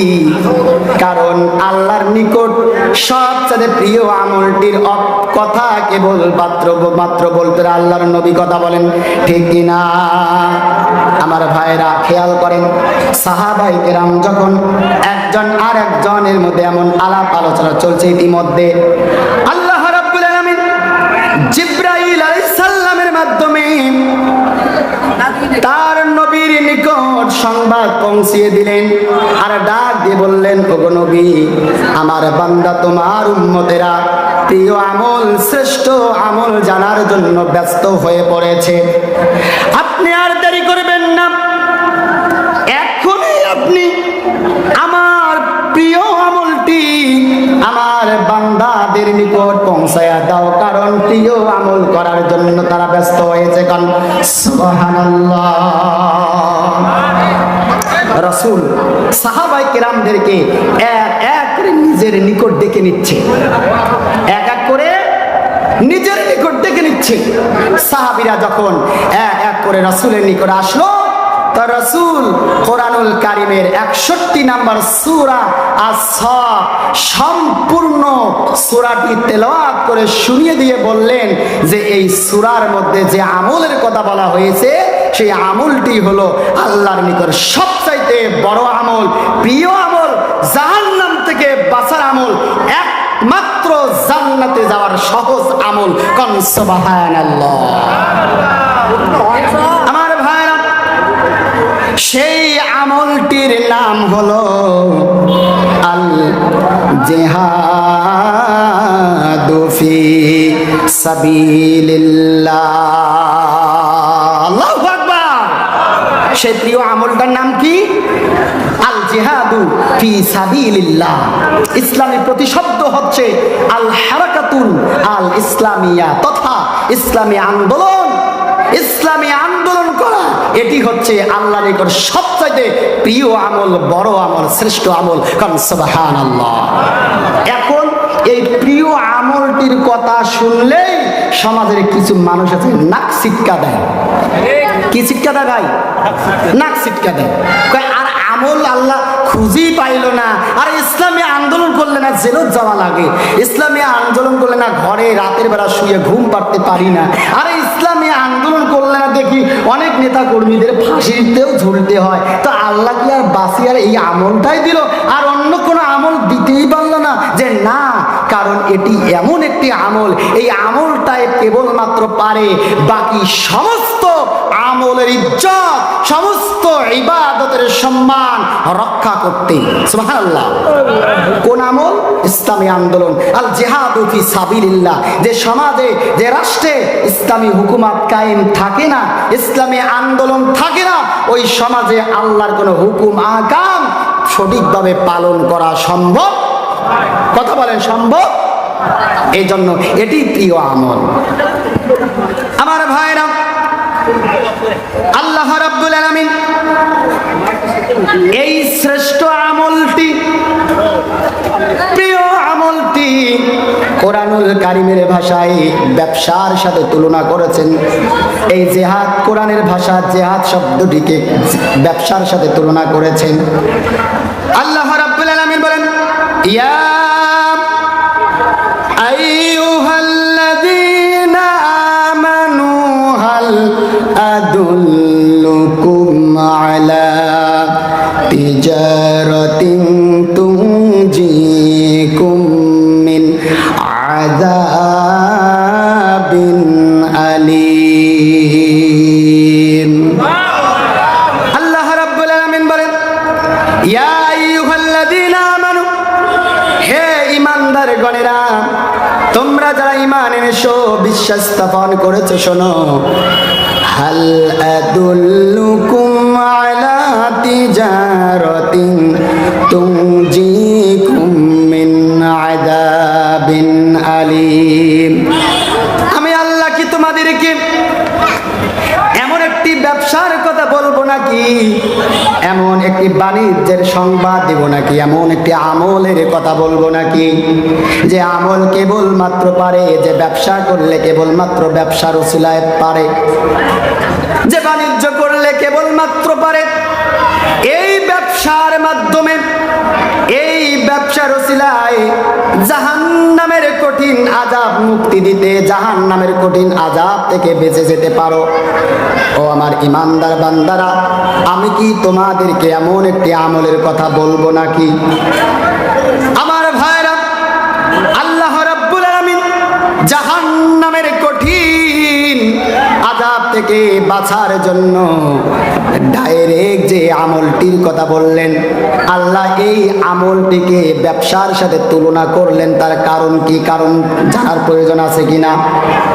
অবশ্যই একটা কারণ রয়েছে। আল্লাহ তাআলা এই আসমানের নিচে, জমিনের উপরে আল্লাহর এত সৃষ্টি থাকার পরেও কোন সৃষ্টিকে এক্সাম্পল হিসেবে উপস্থাপন করলেন না, বরং আল্লাহ রাব্বুল আলামিন ব্যবসার সাথে তুলনা করলেন। তার কারণটা কি? তার কারণটা হলো, আমার ভাইরা, এই দুনিয়ার জীবনে আমরা যারা ব্যবসার সাথে জড়িত আছি, ছোট ব্যবসা হোক আর বড় ব্যবসা হোক, বলেন তো দেখি, এই ব্যবসা করার পিছনে কারণ আছে না নাই? কারণটা হলো ক্ষুধা নিবারণ। মৌলিকভাবে কি নিবারণ বলেন?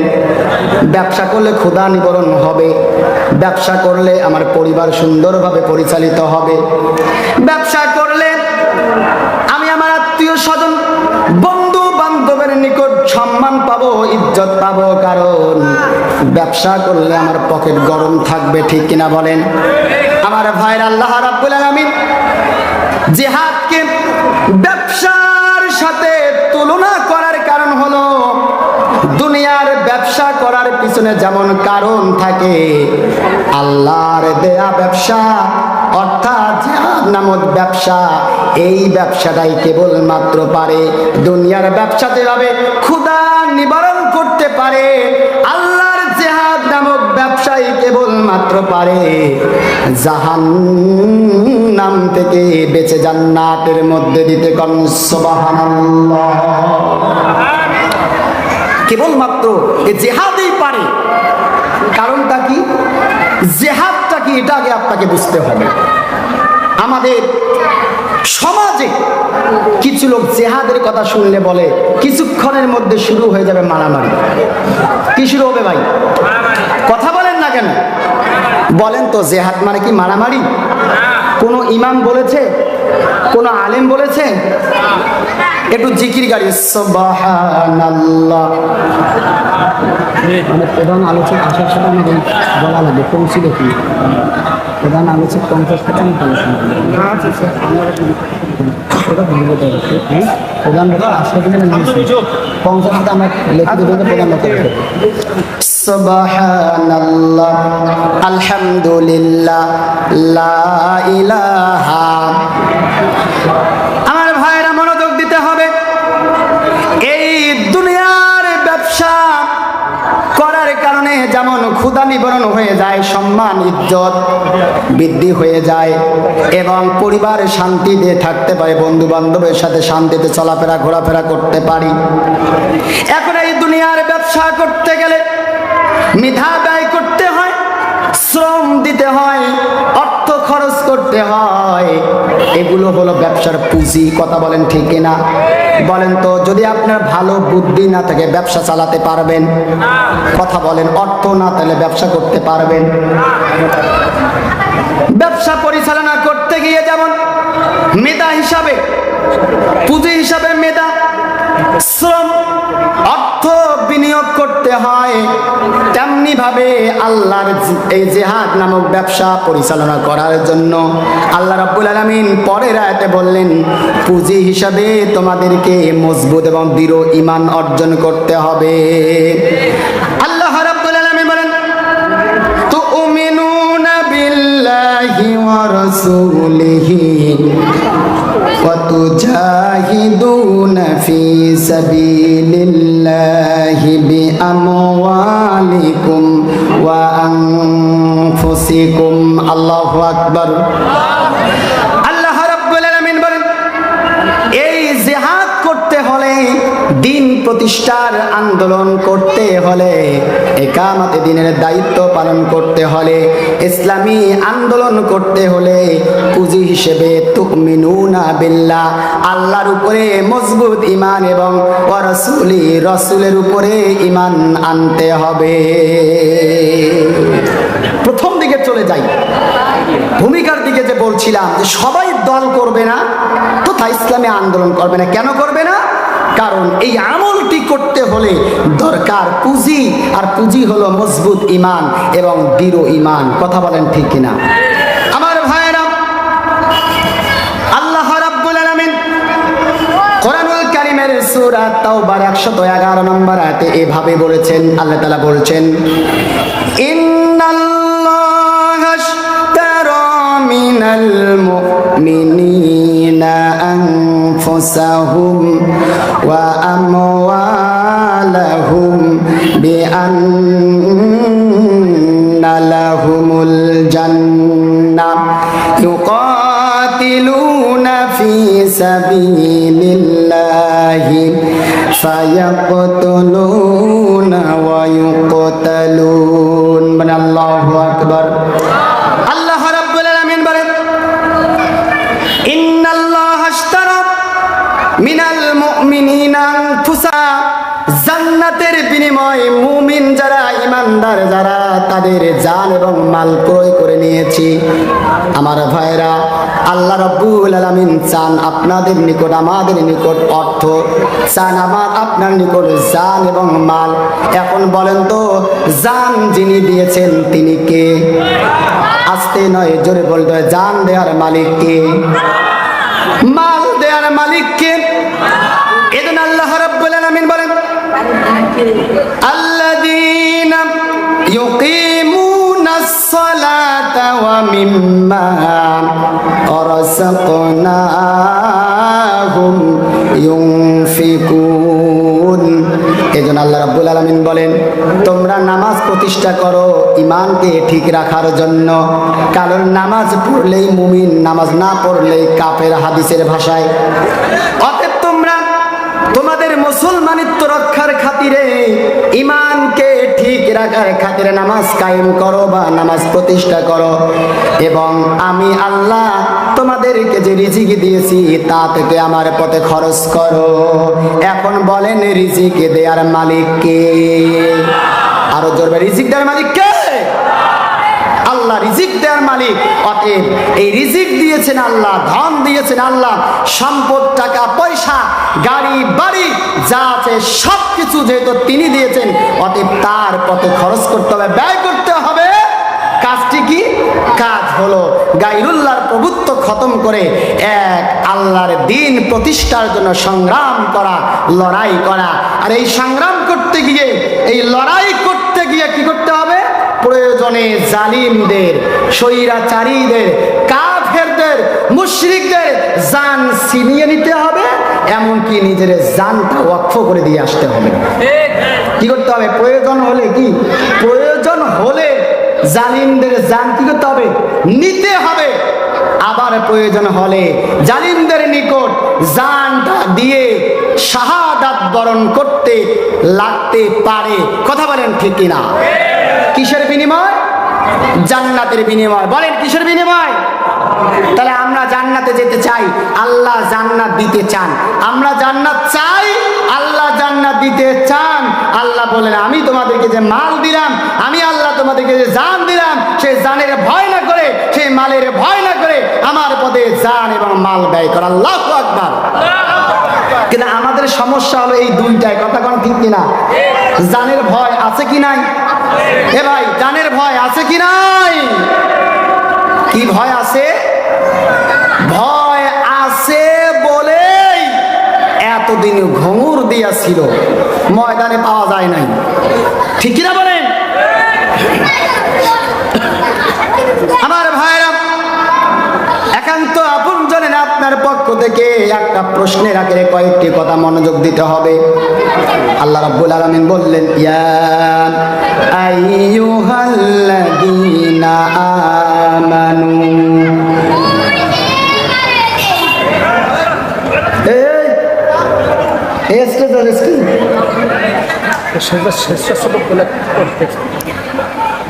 স্বেচ্ছাসেবক ভাইদের অনেক ত্রুটি হচ্ছে ভাই, দয়া করে স্টেজে আশেপাশে কাউকে কথা বলতে দিবে না, ছেলেরা দুষ্টামি করতেছেন।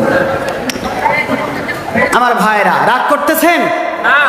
কথা বলে রাগ করতেছেন? মন খারাপ আপনাদের? একবার তাকবীর ধরেন তো, লিল্লাহে তাকবীর, লিল্লাহে তাকবীর।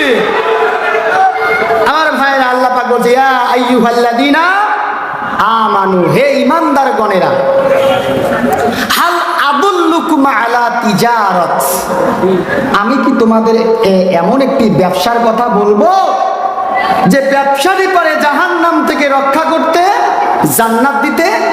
এই জায়গায় আল্লাহ শুরুতে বললেন ইয়া আইয়ুহাল্লাযীনা আমানু, হে ঈমানদার গণেরা।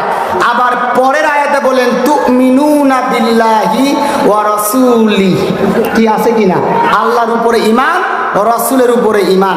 আমার এখানে প্রশ্ন হলো, আল্লাহ ঈমানদারদেরকে আবার নতুন করে ঈমান আনার কথা বললেন, জিহাদ করার জন্য কারণটা কি? কি আমার কথা মনে বুঝতে পারেন নাই? আজকে আমাদের মাহফিলের সভাপতি, প্রধান অতিথি কি চেনেন কিনা ভাই? পরিচিত আছে কিনা? আছে পরিচিত। তাহলে প্রধান অতিথির নাম কি? আজকের মাহফিলের প্রধান অতিথি আছে জনাব আবু তালেব, বিশিষ্ট ব্যবসায়ী, গঙ্গার হাট, ফুলবাড়ি, কুড়িগ্রাম। এটা আমরা সবাই জানি। পোস্টালে নাম দেওয়া হয়েছে, মাইকেন হয়েছে, প্রচার হয়েছে, কোনো ত্রুটি হয়নি। এখন যদি আমি বক্তা এখান থেকে বলি যে আমি আজকে থেকে নতুন করে এই প্রধান অতিথির নামকরণ করলাম, প্রধান অতিথির নাম হলো আবু তালেব, হাসবেন না কাঁদবেন আপনারা? বোঝেন নাই কথা? আপনারা জানেন প্রধান অতিথির নাম আবু তালেব। আবার নতুন করে যদি আমি আবু তালেবের নাম আবার আবু তালেব রাখতে চাই, এটি হাস্যকর হবে কিনা? কথা বলেন। অবশ্যই হাস্যকর হবে। হুজুরের কি মাথা টাথা ঠিক আছে নাকি? নাম আবু তালেব সবাই জানে, আবার নতুন করে আবু তালেব নাম রাখতে চায়। এখন আমার প্রশ্ন হলো, আল্লাহ ঈমানদারদেরকে সম্বোধন করে বললেন আমি কি তোমাদেরকে জাহান্নাম থেকে বাঁচার আমলের কথা বলবো, জান্নাতে যাওয়ার আমলের কথা বলবো? আবার বললেন যে এই আমলটা করতে গেলে, অর্থাৎ তিজারাত, এই ব্যবসাটা করতে গেলে, অর্থাৎ জিহাদ করতে গেলে, ইসলামী আন্দোলন করতে গেলে, গায়রুল্লাহর প্রভুত্ব খতম করে আল্লাহর হুকুম প্রতিষ্ঠার সংগ্রাম করতে গেলে তুমিনুনা বিল্লাহ ওয়া রাসূলি, ঈমান তো এনেছো ঠিক, আবার নতুন করে ঈমান আনতে হবে। এর কারণটা কি? বলেন এর একটা কারণ আছে না নাই? ঈমান কি ভাই? ঈমানের সহজ অর্থ, সোজা সরল সাপটা অর্থ হলো ঈমান মানে বিশ্বাস করা। ঈমান মানে কি? আমানতু বিল্লাহি ওয়া মালাইকাতিহি ওয়া রুসুলিহি ওয়া কি পড়েন নাই আপনারা? এখানে যে মৌলিক কয়েকটা শব্দ আছে, এই শব্দ কয়েকটির উপরে মৌখিক বিশ্বাস এবং কার্যক্রমের মাধ্যমে বাস্তবায়ন করার ভিতর দিয়ে ঈমান আনা হয়, বা এটাই ঈমানের অর্থ। ঈমান মানে বিশ্বাস করা আল্লাহ একজন আছেন, তার কোনো শরীক নেই, তার কোনো অংশীদার নেই। কিতাব নাজিল করেছেন আল্লাহ, এই কিতাবে মানুষের কোনো হাত নেই, মানুষের কোনো এখতিয়ার নেই। নবীরা এসেছে আল্লাহর পক্ষ থেকে, এমনকি খাতমে নবুয়ত আখিরি নবী মুহাম্মদ সাল্লাল্লাহু, আর পরে কাদিয়ানি কেন আরো হাজার কাদিয়ানিরা বড় শক্ত শক্ত মজবুত ডকুমেন্ট উপস্থাপন করলেও নবী আর আসবে না, নবী আর নাই, এটাই চূড়ান্ত। কথা বলেন ঠিক কিনা? এটাই চূড়ান্ত না? এগুলো উপরে বিশ্বাস স্থাপন করার নাম হলো ঈমান। তো বলেন কিতাব কোরআন কার নাজিলকৃত? আল্লাহ একজন না দুইজন? নবী কি আরো সামনে একজন আসবে তো নাকি? গোলাম আহমেদ কাদিয়ানি আছে না, কবর থেকে উঠে আসবে না? আসবে। তাহলে আমাদের ঈমান আছে। কি বলেন, ঈমান আছে না নাই? আছে। 5 ওয়াক্ত নামাজ পড়ে, ঈমান আছে না নাই? ঈমান আছে বিদায় 5 ওয়াক্ত নামাজ পড়ে। এখন এই নামাজীদেরকে জিহাদ করার জন্য, এই মৌলবীদেরকে ইসলামী আন্দোলন করার জন্য আল্লাহ শর্ত ঢুকাই দিলেন, ও ইমানদারেরা, ও নামাজি, ও হুজুর, জিহাদ করতে গেলে তোমাদের ওই নরভর ঈমান দিয়ে জিহাদ করা সম্ভব নয়। জিহাদ করতে হলে, ইসলামী আন্দোলন করতে হলে, একামতে দ্বীনের দায়িত্ব পালন করতে হলে খাব্বাবের মতো ঈমান আনতে হবে। কথা বলেন ঠিক কিনা? নরভর ঈমান দিয়ে, যেমন তেমন ঈমান দিয়ে নামাজ পড়া যায়, যেমন তেমন ঈমান দিয়ে হজ করা যায়, যেমন তেমন ঈমান দিয়ে রমজানের রোজা রাখা যায়, কিন্তু যেমন তেমন ঈমান দিয়ে আল্লাহর জমিনে আল্লাহর দ্বীন কায়েমের আন্দোলন করা যায় না। কথা বলেন ঠিক কিনা? এজন্য আমরা দেখেছি নামাজির অভাব নেই, হুজুরের অভাব নেই, কোরআন পড়নেওয়ালার অভাব নেই, ইমানদারের অভাব নেই, কিন্তু লিল্লাহে তাকবীর, আল্লাহু আকবার স্লোগান দিয়ে স্বৈরাচারদের বিরুদ্ধে, জালিমদের বিরুদ্ধে হুঙ্কার দেওয়ার লোকের অভাব ছিল। ছিল না? অভাব ছিল না? অভাব ছিল। আমার ভাইরা, একান্ত আপনজনেরা, আল্লাহ রাব্বুল আলামিন বলেন, যালিকুম খায়রুল লাকুম ইন কুনতুম তা'লামুন। আল্লাহু আকবার। আল্লাহ তাআলা বলছেন, তোমাদের মস্তিষ্ক যদি ঠিক থাকে, তোমরা যদি উপলব্ধি করতে পারো, তোমাদের মধ্যে যদি বুঝ থাকে, জ্ঞান থাকে, নলেজ থাকে, তাহলে দুনিয়ার ব্যবসার তুলনায় আল্লাহর বলেন আমার যে ব্যবসা, জিহাদ নামক যে ব্যবসা, ইসলামী আন্দোলন নামক যে ব্যবসা, এই ব্যবসা হলো তোমাদের জন্য কেবলমাত্র সর্বোত্তম এবং শ্রেষ্ঠ ব্যবসা। কোন সুবহানাল্লাহ। জ্ঞানীরা উপলব্ধি করতে পারে যে এই জিহাদ নামক ব্যবসা হচ্ছে পৃথিবীর মধ্যে সবচাইতে বড় ব্যবসা, শ্রেষ্ঠ ব্যবসা, উত্তম ব্যবসা। বুদ্ধিজীবীরা, জ্ঞানীরা, তারাই উপলব্ধি করতে পারে সমস্ত আমলের মধ্যে সবচাইতে বড় আমল হলো জিহাদ ফি সাবিলিল্লাহ। সবচাইতে প্রিয় আমল হলো আল হারাকাতুল ইসলামিয়া, অর্থাৎ ইসলামে আন্দোলন করা। কোন সুবহানাল্লাহ। আমার ভাইরা, একান্ত আপনজনেরা, আমাদের সমাজে অনেক মানুষ আছে, তারা বলে আমরা হুজুর আন্দোলন বুঝি না, আমরা জিহাদ বুঝি না, দল এগুলো কিছু বুঝি না, আমরা নামাজ পড়ব, জিকির করব, তাসবিহ তাহলিল পাঠ করব, আর ডাইরেক্ট আল্লাহর জান্নাতে যাব, সোজা পথে। কিন্তু আমার ভাইরা কোরআনুল কারীমের বিসমিল্লাহর বা থেকে সূরা নাসের সিন পর্যন্ত সম্পূর্ণ কোরআনটা আপনি একবার নয় দুইবার নয় শত শতবার পড়বেন, তেলাওয়াত করবেন। কোরআনের কোনো জায়গার মধ্যে আপনি খুঁজে পাবেন না যে সোজা পথে সূরা কারবারি করে আল্লাহর জান্নাতের মধ্যে ঢোকা যায়। কোরআনুল কারীমের বিভিন্ন জায়গায় আল্লাহ রাব্বুল আলামিন বলেন জান্নাতে যেতে হলে দৃঢ় থাকার জন্য অবশ্যই তোমাদেরকে ঈমানের পরীক্ষা দিতে হবে। কারণ ঈমানের পরীক্ষা এই জন্য দিতে হবে, একজন ঈমানদার মুসলমান যখন হক পথে চলবে, হক কথা বলবে, হক প্রতিষ্ঠার জন্য যখন আন্দোলন করবে, যুগে যুগে নবী রাসূলগণ তাওহীদ প্রতিষ্ঠার আন্দোলন করেছেন, তাওহীদের দাওয়াত দিয়েছেন। তারা যেভাবে জালিমদের জুলুম এবং নির্যাতনের শিকার হয়েছেন, যুগে যুগে ঈমানদার মুসলমানদেরকেও জালিমের জুলুমের শিকার হতে হবে। এই জুলুম নির্যাতনের শিকার হয়ে ঈমানের উপরে অটল থেকে ঈমানের পরীক্ষা দিয়ে ঈমানের পরীক্ষায় পাশ করে, ঈমানের পরীক্ষায় রেজাল্ট ভালো করে পাশ করে কেবলমাত্র আল্লাহর জান্নাতে যেতে হবে। আল্লাহ রাব্বুল আলামিন কোরআনুল কারীমের সূরা আল ইমরানের মধ্যে বলেছেন আম হাসিবতুম আন তাদখুলুল জান্নাতা ওয়ালাম্মা ইয়ালামিল্লাহুল লাযীনা জাহাদু মিনকুম ওয়া ইয়ালামাস সাবিরিন। আল্লাহু আকবার।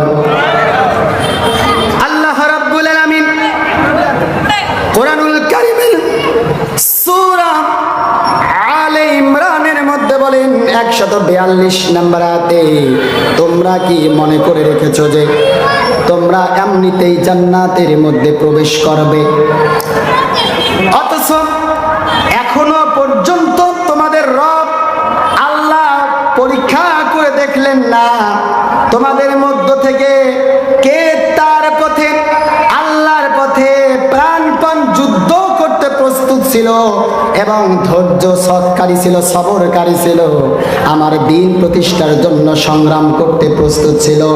এখনো পর্যন্ত তোমাদের রব কিন্তু এটা দেখেনি। অতএব বোঝা গেল সোজা চোরা চাপটা পথে আল্লাহর জান্নাতে যাওয়ার কোনো সুযোগ নেই। কথা বলেন ঠিক কিনা? আল্লাহ রাব্বুল আলামিন অন্যত্র বলছেন আম্মা হাসিবতুম আন তুতরাকু ওয়ালাম্মা ইয়ালামিল্লাহুল লাযীনা জাহাদু মিনকুম ওয়ালাম ইয়াত্তাখিযু মিন দুনিল্লাহি ওয়ালা রাসূলিহি ওয়ালাল মুমিনিনা ওয়ালিজাতুন ওয়াল্লাহু খাবীরুম বিমা তা'মালুন। আল্লাহু আকবার। এই আয়াতে আল্লাহ রাব্বুল আলামিন বলেন তোমরা কি এই কথা মনে করেছো যে এমনিতেই তোমাদেরকে ছেড়ে দেয়া হবে, অথচ আল্লাহ এখনো পর্যন্ত দেখলো না যে তোমাদের মধ্য থেকে কারা সর্বাত্মক প্রচেষ্টা চালিয়েছে।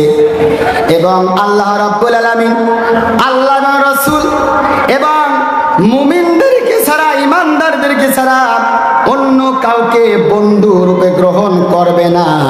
আল্লাহ রাব্বুল আলামিন বলেন আমি আল্লাহ অবশ্যই দেখব, অবশ্যই আমি পরীক্ষা করব আমার ঈমানদার বান্দাদের মধ্য থেকে কে ঈমানের পরীক্ষা দিয়েছে, ঈমানের পরীক্ষায় কে পাশ করলো, কে ঈমানের উপরে দৃঢ় থাকলো, এটা দেখব। এরপরেই তোমাদেরকে আমি জান্নাতে প্রবেশ করে দিব। কোন সুবহানাল্লাহ, লিল্লাহি তাকবীর, লিল্লাহি তাকবীর। আমার ভাইরা, আল্লাহ সূরা আনকাবুতের মধ্যে বলছেন, আহাসিবান নাসু আইয়ুতরাকু আইয়াকুলু আমান্না ওয়া হুম লা ইউফতানুন। আল্লাহু আকবার। আল্লাহ রাব্বুল আলামিন সূরা আনকাবুতের মধ্যে বলছেন, লোকেরা কি মনে করে রেখেছে নাকি যে আমরা ঈমান এনেছি, ঈমানের উপরে অটল আছি, এই কথা বললেই তাদেরকে ছেড়ে দেওয়া হবে, কেবলমাত্র এতটুকু বললেই তাদের এই কথা গ্রহণ করা হবে। অথচ আমি আল্লাহ এখনো পর্যন্ত পরীক্ষা করে দেখলাম না কারা আমার পথে চেষ্টা চালিয়েছে, আমার দিন কায়েমের জন্য আন্দোলন করেছে। আর এই দিন কায়েমের আন্দোলন করতে গিয়ে শত বাধাকে অপেক্ষা করেছে, তবুও ঈমানের রাস্তা থেকে এক চুল পরিমাণ সরে দাঁড়ায়নি। এজন্য আল্লাহ রাব্বুল আলামিন অন্যত্র বলেন, ওয়ালাকাদ ফাত্তানাল্লাযীনা মিন ক্বাবলিহিম ফালইয়ালামান্নাল্লাহুল্লাযীনা সাদাকু ওয়া লা ইয়ালামান্নাল কাযিবিন।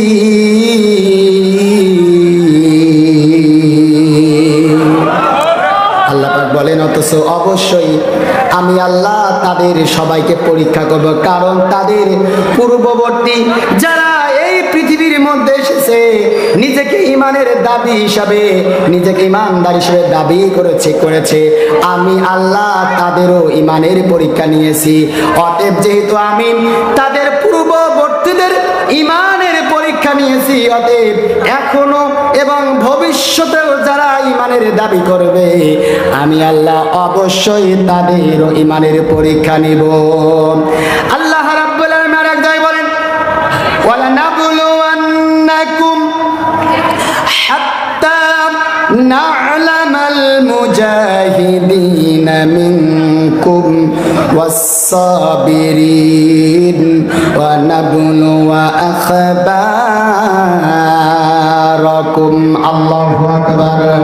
আল্লাহ রাব্বুল আলামিন বলেন, আমি তোমাদেরকে অবশ্যই পরীক্ষা করব। আবার আরেক জায়গায় বলেন, ওয়ালানাবলুওয়ান্নাকুম বিশাইইম মিনাল খাউফি ওয়াল জু' ওয়া নাকসিম মিনাল আমওয়ালি ওয়াল আনফুসি ওয়াত থামারাত ওয়া বাশশিরিস সাবিরিন। এই জায়গায় আল্লাহ বলেন, আমি আল্লাহ অবশ্যই তোমাদেরকে পরীক্ষা করব। আবার আল্লাহ এই পরীক্ষা করবেন, কি দিয়ে পরীক্ষা করবেন, কিভাবে পরীক্ষা করবেন, তার বর্ণনাও আল্লাহ এই জায়গার মধ্যে দিয়েছেন। আল্লাহ রাব্বুল আলামিন বললেন, আমি আল্লাহ তোমাদের উপার্জনের ক্ষতির দ্বারা পরীক্ষা করব। এখন এই উপার্জনের পরীক্ষা করবে, সম্পদের ক্ষতির দ্বারা পরীক্ষা করবে এবং ভয় ভীতি দিয়ে আল্লাহ পরীক্ষা করবে। আল্লাহ রাব্বুল আলামিন বলেন, অবশ্যই আমি তোমাদেরকে পরীক্ষা করবো কিছু ভয় ভীতি দিয়া। সেই ভয়টা কি? সেই ভয়টা হলো এই সময় এমন একটা অবস্থা, এমন একটা প্রেক্ষাপট, এই অবস্থায় যদি হক কথা বলি, হক পথে চলি, কোরআনের কথা বলি, কোরআনের আন্দোলন করি, তাহলে সামনে বিপদ, শুধু বিপদ নয়, বিপদের উপরে মহাবিপদ। অতএব এই সময় আমাকে একটু চুপ থাকতে হবে, সাইলেন্ট থাকতে হবে, কৌশল অবলম্বন করতে হবে। কিছুদিন পূর্বে এমন লোক আমাদের সমাজে কম ছিল নাকি বেশি ছিল? বেশি ছিল। তারা জালিমদের ভয়ে, ক্ষমতাধর লোকদের ভয়ে, প্রশাসনের ভয়ে কোরআনের পথে, কোরআনের আন্দোলন করতে রাজি ছিল না। কথা বলেন ঠিক কিনা? আরো জোরে বলেন ঠিক কিনা? আমার ভাইরা, তারা আল্লাহ পাক বলে, আমি অবশ্যই পরীক্ষা করব। কিছু ভয় ভীতি দিয়ে যারা প্রশাসনকে, জালিমকে, শাসককে ভয় না করে যারা ঈমানের উপরে অটল ছিল, যারা ইসলামী আন্দোলনের উপরে অটল ছিল, তারাই আল্লাহর পরীক্ষায় পাশকৃত এবং তারাই প্রকৃত ঈমানদার। কথা বলেন ঠিক কিনা? জোরে কথা বলেন ঠিক কিনা? অতএব আল্লাহ পাক বলছেন যে নরভর ঈমান দিয়ে আমার সমস্ত ইবাদত বন্দেগী করা যায়, কিন্তু এই নরভর ইমান দিয়ে দিন কায়েমের আন্দোলন করা যায় না। চিল্লাই কথা বলেন ঠিক কিনা? আমার ভাইরা, একান্ত আপন জনেরা, আল্লাহ রাব্বুল আলামিন বলেন ইয়াগফির লাকুম যুনুবাকুম ওয়া ইউদখিলকুম জান্নাতিন তাজরি মিন তাহতিহাল আনহার ওয়া মাসাকিন তাইয়িবাতান ফি জান্নাতি আদন। আল্লাহ রাব্বুল আলামিন বলেন, যারা ইমানের উপরে অটল থেকে আমার প্রিয় আমল, শ্রেষ্ঠ আমল জিহাদ নামক আমল করবে, আমি আল্লাহ তাদের জীবনের গুনাহ খাতাগুলো মাফ করে আমি আল্লাহ তাদেরকে পুরস্কার হিসেবে আমার জান্নাত দান করব। সুবহানাল্লাহ বলেন। প্রিয় ভাইরা, দুই একজন উঠাউঠি করতেছেন, প্রধান মেহমান আসতেছে, আমি পরিবেশ চাই, তার আগে আমি একটা তাকবীর ধরবো। এই তাকবীরের স্লোগানে আপনারা সবাই একটু কষ্ট করে দাঁড়িয়ে যাবেন এবং ফাঁকা জায়গাগুলো পূরণ করে বসবেন। এই কয়েক মিনিটের মধ্যে প্রধান আলোচক আসবে, আপনারা কেউ যাবেন না। কি ভাইরা, কষ্ট নেবেন নাকি? কথা বলে কষ্ট নেবেন? যারা দুই একজন চলে যাচ্ছে যা, কিছু লোকের অভ্যাসই হলো মাহফিলে যাওয়া আর চতুর্পাশে ঘোরাফেরা করা আর বাদাম খাওয়া। কথা বলেন ঠিক কিনা? কি ভাই, মন খারাপ করলেন? এরা সব জায়গা থেকে ঘোরাফেরাই করে, ঠিক কিনা বলেন? এখানে যে পরিমাণ লোক আছে তার চাইতে ডবল থেকে ডবল লোক বাজারের মধ্যে আছে, রাস্তার মধ্যে আছে। কি ঠিক বললাম না ভুল বললাম? তারা যদি এখানে আসে, মনে হয় মাহফিলের পরিবেশটা ভালো হবে। আমার ভাইয়েরা, এখানে আপনাদের উপস্থিতি এলোমেলো থাকে কারণ প্রধান আলোচক আসতেছে না। কি খুব দ্রুত প্রধান আলোচক আসুক, আমরা চাই কিনা? কথা বলেন, চাই কিনা? যারা চান দ্রুত এসে বসে পড়েন এবং তাকবীর দিয়ে স্লোগান দিয়ে আপনারা ফাঁকা জায়গা পূরণ করবেন। লিল্লাহে তাকবীর। যে একটু দাঁড়িয়ে যাই ভাই, একটু